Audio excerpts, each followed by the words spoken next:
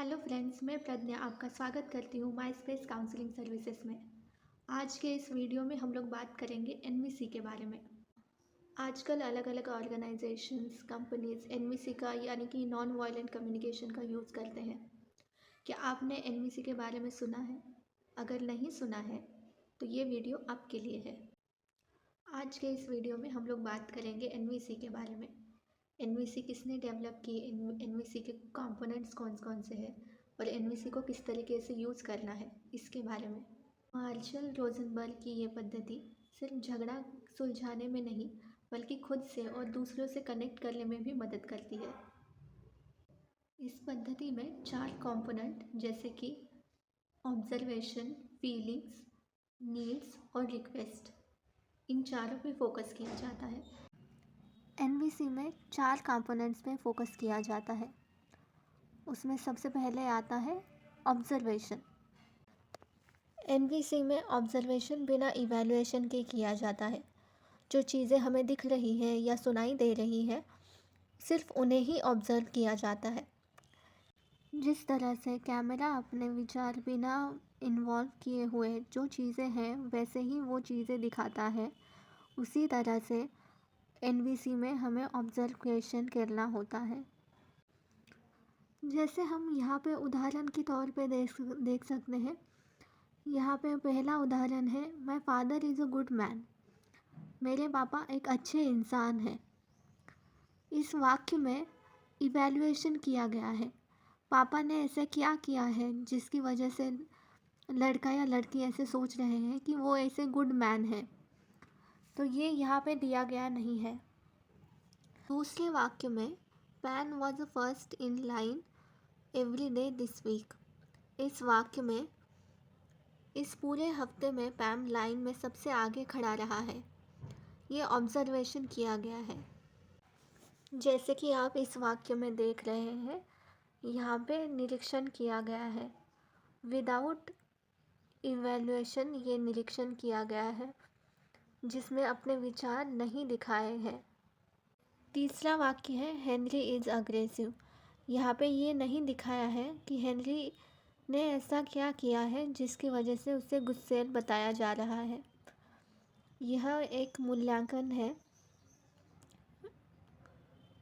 जिसकी वजह से हेनरी को अग्रेसिव बताया गया है। तो इन तीनों वाक्यों में सिर्फ दूसरा ही ऐसा वाक्य है जो सिर्फ ऑब्जर्वेशन है और जो विदाउट इवैल्यूएशन यानी कि विदाउट मूल्यांकन है। एनवीसी का दूसरा स्टेप है फीलिंग्स। खुश होना, दुखी होना, आश्चर्य होना, डर लगना, गुस्सा आना या घृणा होना, ये सारी फीलिंग्स है।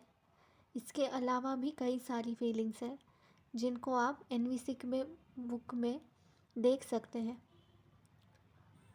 एनवीसी में फीलिंग्स के ऊपर फोकस किया जाता है ताकि हम खुद से और दूसरों से कनेक्ट हो सके। एनवीसी का तीसरा स्टेप है नीड्स। यहाँ पे अलग अलग तरीके की नीड्स उन्होंने बताई है, जैसे कि स्वायत्तता।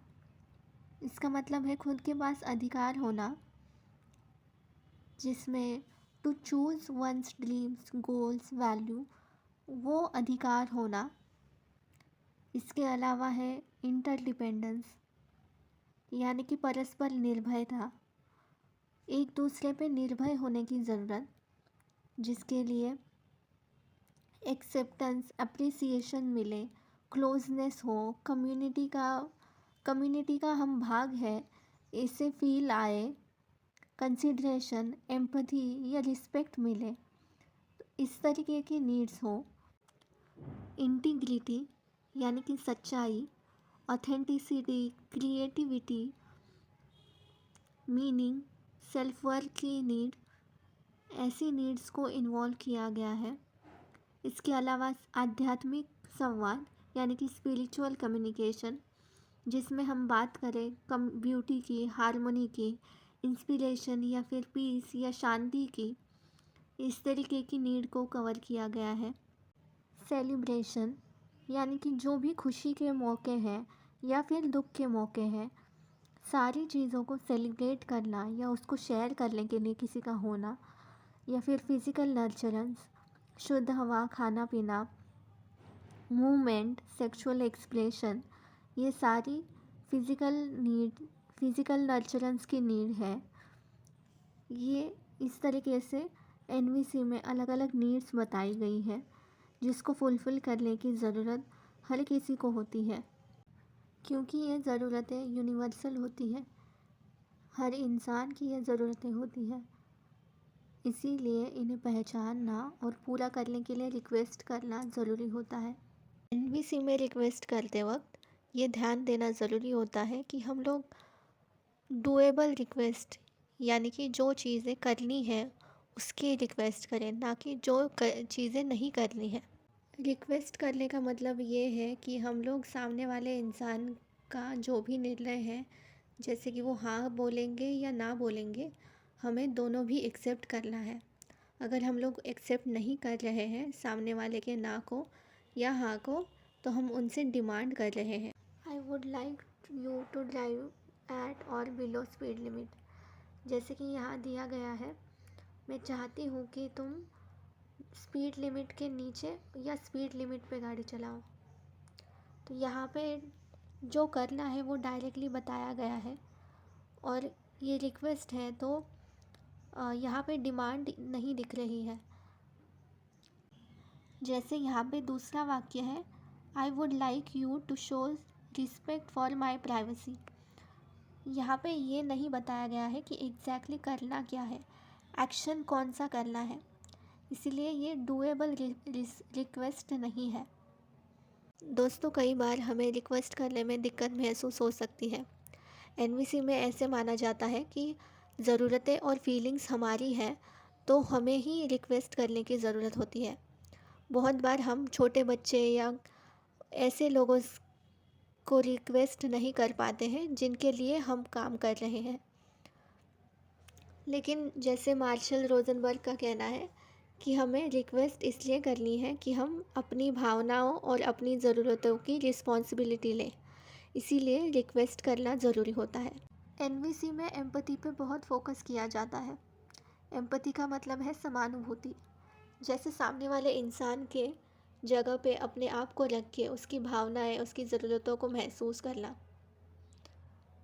एनवीसी में भी सामने वाले इंसान की जगह पे अपने आप को रख के उनकी भावनाएं और उनके विचार समझने की कोशिश की जाती है।